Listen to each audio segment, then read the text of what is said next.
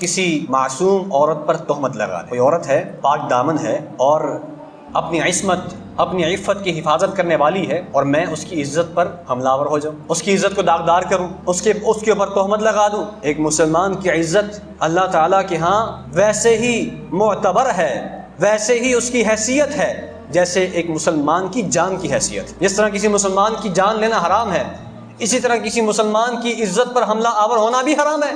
हम जानों को ज़ाया करने से तो बचते हैं, किसी को कत्ल करने से तो हम बचते हैं, लेकिन इज़्ज़तों की जो हम तबाही निकालते हैं और जो इज़्ज़तों को हम तार तार करते हैं, उसमें हमसे पीछे कोई भी नहीं है। और ख़ास तौर पर किसी के हवाले से ये तोहमत लगा देना कि इस औरत ने बदकारी की है, नाउज़ु बिल्लाह मिन ज़ालिक। तो अल्लाह क्या फरमाते हैं कुरान पाक के अंदर? फरमाया कि वो लोग जो मोमिना और पाकदामन औरतों पर तोहमत लगाते हैं, बदकारी की तोहमत लगाते हैं, दुनिया और आखिरत में उन पर लानत कर दी गई और उनके लिए बहुत बड़ा अज़ाब है।